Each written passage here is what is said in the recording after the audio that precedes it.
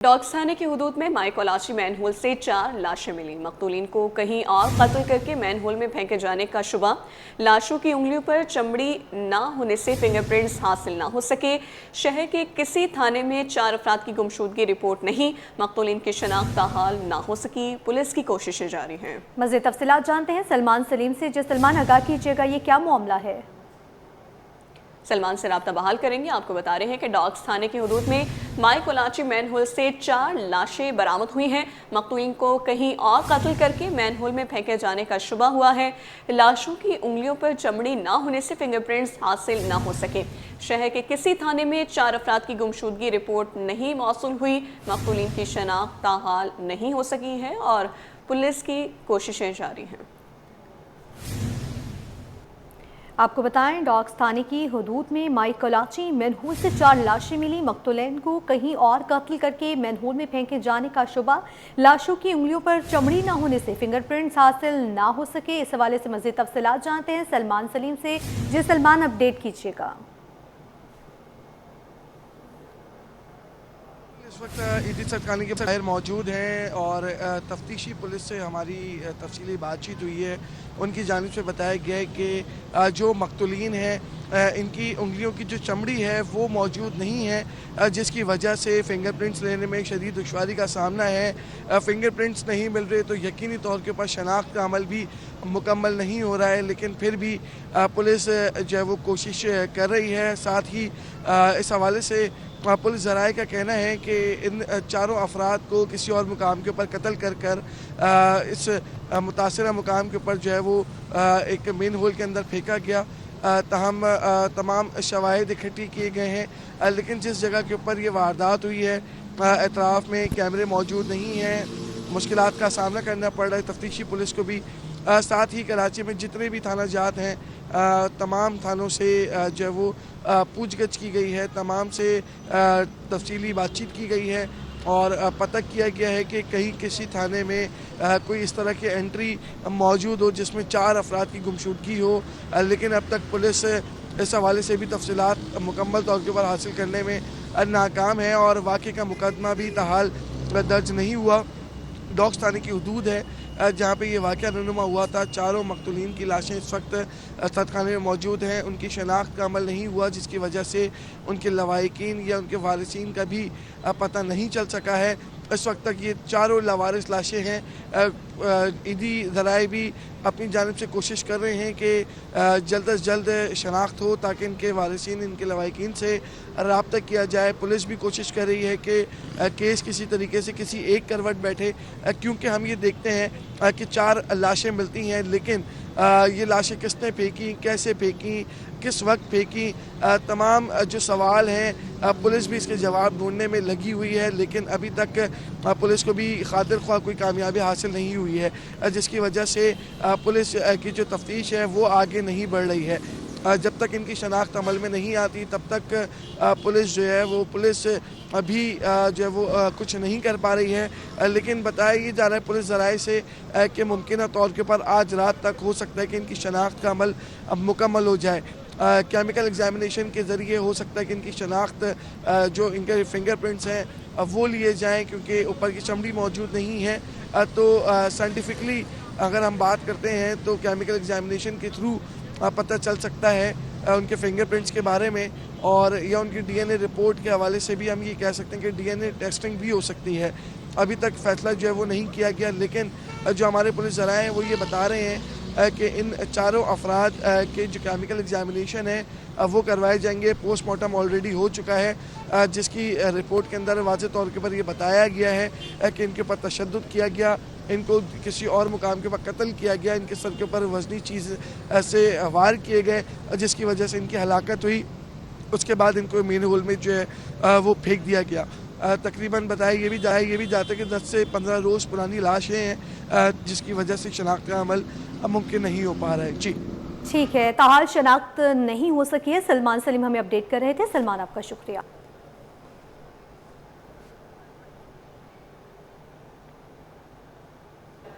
आगे बढ़ते हुए आपको बताएं, कराची पुलिस की नफरी में इजाफा हो गया।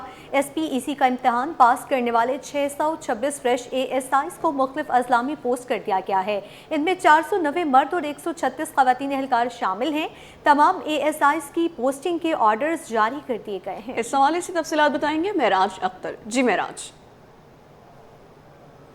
कराची पुलिस में मज़ीद इजाफा हुआ है क्योंकि हायरिंग्स वगैरह चल रही थी सिपाहियों की भी और इसके अलावा दीगर अफसरान की भी, लेकिन इसमें एक शर्त रखी गई थी कि जो डायरेक्टली जो है वो ASI अपॉइंट होंगे उनको पब्लिक सर्विस कमीशन का एग्ज़ाम देना होगा।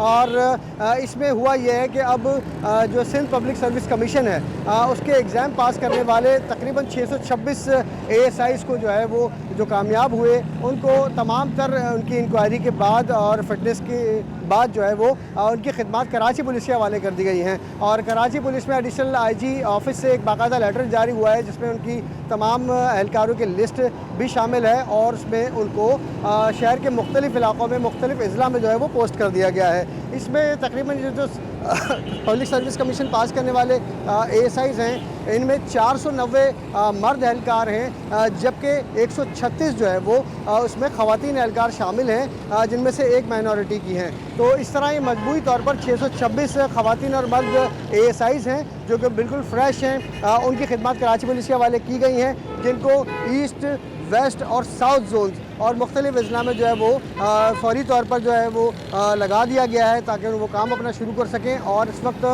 3 महीने के लिए उनको आजमाइशी तौर पर लगाया गया जिसके बाद उनकी बाकायदा पोस्टिंग की जाएगी। तो ये एक बहुत अच्छी खबर थी कराची पुलिस के हवाले से, जिसमें अब पढ़े लिखे और फ्रेश अफसरान जो कि पब्लिक सर्विस कमीशन का एग्ज़ाम पास करके आए हैं वो अब यहाँ पर अपनी खिदमत अंजाम देंगे और उससे कराची पुलिस का मेयार जो है वो बेहतर होगा। जी। सोल्जर बाजार पुलिस की कार्रवाई, मोटरसाइकिल लिफ्टर गिरफ्तार कर लिया गया। मुलजिम नशा करने के बाद मोटरसाइकिल चोरी की वारदातें करता था। मुलजिम के ज़रिए इस्तेमाल चोरीशुदा मोटरसाइकिल बरामद कर ली गई है। मुलजिम के खिलाफ ज़ाब्ते के तहत कार्रवाई जारी है। मज़ीद तफसीलात जानते हैं सलमान सलीम से। जी सलमान, अपडेट कीजिएगा।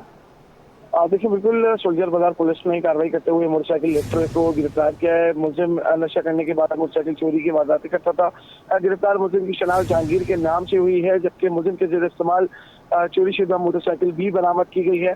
मोटरसाइकिल जो है वो उसका मुकदमा थाना साइट B में दर्ज था जबकि मुलजिम इससे कबल मंशियात फरोशी के मुकदमे में सोल्जर बाजार से गिरफ्तार हो चुका है।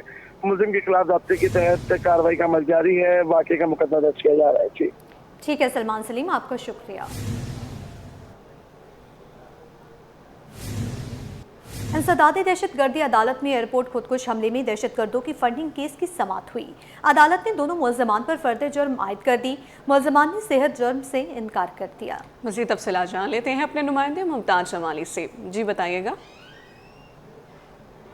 देखें जी, इंसदाद दहशतगर्दी अदालत में आज एयरपोर्ट पर खुदकुश हमले केस की समाअत हुई है जहां पर आज अदालत में मुलज़िम सईद को जो है वो पेश किया गया है। साथ ही साथ ज़मानत पर रिहा जो शरीक मुलज़िम है जो कि बैंक के मैनेजर हैं मुलज़िम बिलाल, उनको भी अदालत में पेश किया गया है। इंसदाद दहशतगर्दी अदालत ने मुलज़मान पर फ़र्द जुर्म जो है वो आयद कर दी है। जज ने जो है मुलज़मान को फ़र्द जुर्म पढ़कर भी सुनाई है। लिहाजा कमरा अदालत में मुलज़मान ने सेहत जुर्म से इनकार कर दिया है जिस पर अदालत ने आइंदा समाअत पर प्रोसिक्यूटर से जो है वो गवाहों को नोटिस जारी कर दी हैं। अब इस केस में जो है गवाह तलेंगे। इसमें एक मुलज़िम जो बैंक के मैनेजर थे वो ज़मानत पर हैं जबकि दूसरे जो मुलज़िम हैं सईद वो इस वक्त अदालती रिमांड पर हैं। अदालत ने इस केस की जो मज़ीद समाअत है वो 10 जनवरी तक मुलतवी कर दी है। मुलज़मान पर यह इल्ज़ाम है कि उन्होंने एयरपोर्ट पर के केस में दहशतगर्दों की माली मामनत की थी। जी नाज़रीन, chairman public accounts committee Nisar Ahmed Khuhro का दावा है कि PAC ने के इलेक्ट्रिक और दीगर वफाकी इदारों से 27 अरब रुपए की वसूली की है। ये रकम सिंध के सरकारी खजाने में जमा कराई गई है। उनके मुताबिक मुख्तलिफ सरकारी महकमों के बरसों से हिसाब किताब नहीं हो रहे थे जिनसे बासपुर्स शुरू कर दी गई है। मज़ीद जान लेते हैं आजिज़ जमाली से। आगाह कीजिएगा आजिज़। जी देखिए, सिंध असेंबली की पब्लिक अकाउंट कमेटी मुतहरिक और मुनज़्ज़म है। काफ़ी अरसे से काफ़ी रिकॉर्ड की दुरुस्तगी भी हो रही है और बहुत सारे महकमों की जांच पड़ताल भी हो रही है। बहुत सारे महकमों की करप्शन के मामलात भी सामने आ रहे हैं और इस बार सबसे अहम बात यह भी है कि सिंध पब्लिक अकाउंट कमेटी ने हुकूमत को अरबों रुपए की रिकवरी भी करा कर दी है मुख्तलिफ महकमों से। तो इस वक्त हमारे साथ पब्लिक अकाउंट कमेटी के चेयरमैन निसार अहमद खोड़ो साहब मौजूद हैं। उन्हीं से ही जानते हैं। खोड़ो साहब, आपकी क़यादत में पब्लिक अकाउंट कमेटी काम तो कर रही है, बड़े अरसे के बाद ये रिकॉर्ड पे है कि अरबों रुपए वापस हुए हैं, मुख्तलिफ महकमों से रिकवर करवाए गए हैं, क्या कहेंगे? देखें, public accounts committee elected body है, असेंबली उसको इलेक्ट करती है और ये पब्लिक अकाउंट कमेटी इस लिहाज से अकाउंटेबिलिटी करने का पहला कॉन्स्टिट्यूशनल फोरम है, कॉन्स्टिट्यूशनल, जिसके वसी अख्तियार है। और उस कॉन्स्टिट्यूशनल कमेटी को कॉन्स्टिट्यूशनल बनाना और इसकी अफादियत से मैंने कोशिश की कि उसकी अफादियत दिखाई दे। मैं जब संभाली मैंने बात, तो उस वक़्त 2008 से लेके, वैसे तो 2004-05 की भी पैराज हैं, यानी पुराने ज़माने से लेके कोई 3,500 पैराज थे पेंडिंग, जो मीटिंग्स न होने की वजह से सेटल नहीं हो पा रहे थे। मैंने पहले तो इसका सदबाब ऐसे किया कि मैं रेगुलर मीटिंग्स करूं और रेगुलर मीटिंग्स में मेरा पहला हुक्म था कि हर मीटिंग में प्रिंसिपल अकाउंट ऑफिसर ज़रूर आना चाहिए, ज़ाती तौर पर सामने आए। और मैं उस मीटिंग्स को रेगुलर करने की कोशिश की, चाहे दिन में 2 मीटिंग्स भी करनी पड़े तो की। और सारी पब्लिक अकाउंट्स की मीटिंग में प्रिंसिपल अकाउंट ऑफिसर आए, चाहे वो पुलिस हो, चाहे रेवेन्यू हो, चाहे कोई भी डिपार्टमेंट हो, सबको आना पड़ता है। जाहिर है मिनिस्टर साहबान नहीं आते, लेकिन सेक्रेटेरिएट जो रिस्पॉन्सिबल है सारी चीज़ों का, मिनिस्टर साहब तो फिर पॉलिसी देते हैं ना, सिर्फ उस पर असल काम तो अफसरान का होता है। तो मैंने रेगुलर की, रोज़ाना की, दिन में 2-2 भी की, और जिसकी वजह से बहुत से पेंडिंग इश्यूज मेरे वक्त में कुछ हल हुए और पैराज का सदबाब हुआ है। पैरा का सदबाब हुआ है, तभी तो 27 अरब रुपए की बात कर रहा हूँ। ये को कल परसों वाली बात तो हमने शुरू नहीं की, अभी ये सारी पुरानी सिलसिले चल रहे हैं। बहुत बहुत शुक्रिया निसार अहमद खोड़ो साहब, चेयरमैन पब्लिक अकाउंट कमेटी। और ये बहुत बड़ी बात है कि सिंध हुकूमत के 27 अरब रुपए वापस हुए हैं, रिकवर हुए हैं, यानी मुख्तलिफ वफाकी इदारों की जानिब और सूबाई इदारों की जानिब या कॉरपोरेशंस की जानिब सिंध हुकूमत के ड्यूज़ थे, जिसमें के इलेक्ट्रिक का अहम है। तो इन निसार अहमद खोड़ो साहब बता रहे हैं कि 27 अरब रुपए इन्होंने वापस करवा के सिंध हुकूमत के ख़जाने में जमा करवा दिए हैं। तो ये पब्लिक कमेटी का एक बेहतर किरदार नज़र आता है। जी, दालमिया रोड पर ट्रैफिक जाम रहना मामूल बन गया है। मिनटों का सफर घंटों में बदल जाता है और शाहराह इख्तियार करना शहरियों के लिए एक आजमाइश बन जाता है। ट्रैफिक पुलिस की चौकी मौजूद होने के बावजूद एहलकार गायब हैं। हमारे नुमाइंदा दुरेशवार इस वक्त दालमिया पर ट्रैफिक की सूरत हाल से आगाह कर रही हैं। दुरेशवार, बताइएगा। मैं मौजूद हूँ कराची के इलाके डालमिया में, जहाँ पर आप ट्रैफिक की सूरत हाल आप देख सकते हैं कि किस तरह से ट्रैफिक ब्लॉक हुआ है। ये आज की, कल की, परसों की बात नहीं है। यहाँ पे मामूल की बुनियाद पर ट्रैफिक की यही सूरत हाल है कि शहरी मिनटों का सफर घंटों में तय करते हैं। अच्छा जी, सबसे बड़ा अलमिया यहाँ पर यह है कि इसी जो न्यू टाउन से इस रोड के आखिर में ट्रैफिक पुलिस चौकी भी बनी हुई है, लेकिन उसके बावजूद यहाँ पर कोई ट्रैफिक पुलिस एहलकार इस वक्त ट्रैफिक कंट्रोल करने के लिए नहीं खड़ा है।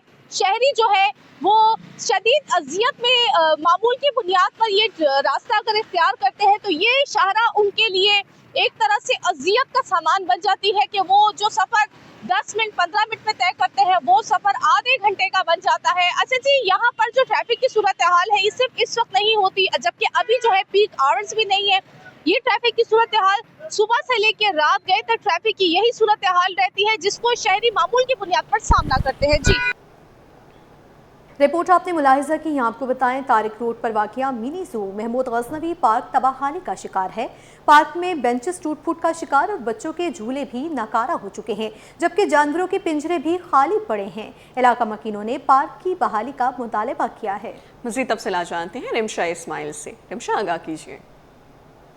शहर कायद में जहाँ पार्क्स की कमी है, वहाँ पर हम ये देखते हैं जो पार्क्स मौजूद हैं उसमें भी सहूलियात का फुकदान है। इस वक्त मैं मौजूद हूँ तारिक रोड के इलाके, और यहाँ पर जो महमूद गज़नवी पार्क में जिसे मिनी ज़ू भी कहा जाता है, लेकिन यहाँ पर सूरत हाल इस तरह की है कि यहाँ पर जो है बैठने के लिए बेंचेस भी टूटे हुए हैं। ये देख सकते हैं आप कि ये बेंचेस हैं, और ये बेंचेस जो है मुकम्मल तौर पर पूरी रॉ में जो है वो बेंचेस टूटे हुए हैं, और इसे मिनी ज़ू भी कहा जाता है। लेकिन पिंजरे आप देख सकते हैं कि ये सामने खाली हैं, और यहाँ पर जो लोग आते हैं, खासतौर पर बच्चे जो खेलने आते हैं, उनका ये कहना है कि यहाँ पर झूले जो हैं वो टूटे हुए हैं और उन्हें चोट भी लगती है। और यहाँ पर हमारे साथ रिहायशी भी मौजूद हैं, उनसे भी बात करते हैं। मुझे बताइएगा सर, ये पार्क कब से इस तरह की सूरत हाल है, और यहाँ पर मिनी ज़ू भी इसको कहा जाता है, लेकिन यहाँ पर जानवर मौजूद नहीं है? जी जी बिल्कुल, ये माशाल्लाह जैसे जिस वक्त ये तामीर हुआ था बहुत अच्छा पार्क है, अभी भी इस वक्त अच्छा है। ये हम नहीं कह रहे आज नहीं अच्छा।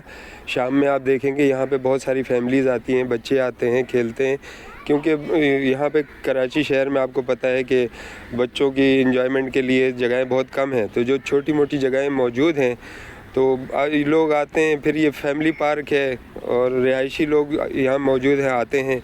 ये आप देख सकते हैं जितने भी यहाँ पिंजरे लगे हुए हैं, इसमें मुख्तलिफ़ किस्म के जानवर, बंदर, खरगोश, सब चीज़ें मौजूद होती थी। इस वक्त कुछ भी नहीं है। और वहाँ पे जो झूले लगे हुए हैं वो भी इस वक्त टूट फूट का शिकार हैं। अक्सर तो बच्चों का डर भी लगता है कि ऐसा ना हो बच्चा कोई गिर के ज़ख्मी हो जाए।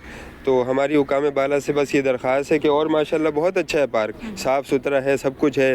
तो ये जो बेंचें टूटी हुई हैं इसको थोड़ा सा रिपेयर करवा दें, और बच्चों के लिए थोड़े झूले वगैरह। यहाँ पर फाउंटेन भी था, उसमें भी पानी मौजूद? जी बिल्कुल, बस ये है कि कोई केयर करने वाला इस वक्त नहीं है।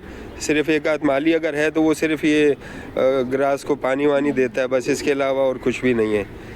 तो जी बिल्कुल, तारिक रोड का ये महमूद गज़नवी पार्क है, जिसे मिनी ज़ू भी कहा जाता है। सामने देख सकते हैं फाउंटेन है, लेकिन ये फाउंटेन में पानी मौजूद नहीं है, पिंजरे जो हैं वो खाली हैं। तो लिहाजा यहाँ पर रिहायशियों का ये कहना है कि पार्क तो है, वॉक के लिए बेहतर है, लेकिन इंजॉय करने जो आते हैं, बच्चे आते हैं, या फिर जो रात के औकात में अगर लोग आते हैं यहाँ पर बैठते हैं, तो उनके लिए बेंचेस की थोड़ी सहूलियात हो जाए तो बेहतर हो जाएगा। जी, कारोबारी हवाले से बात कर लेते हैं और आपको बताएं कि स्टॉक मार्केट 2026 में अरब डॉलर क्लब की कंपनियों के नए रिकॉर्ड के साथ आगाज। स्टॉक मार्केट में 19 कंपनियों की मालियत 1 अरब डॉलर से ज़ायद हो गई। इंडेक्स ने 1,79,000 की हद उबूर कर ली है। मार्केट कैप 20 खरब से ज़ायद हो गया।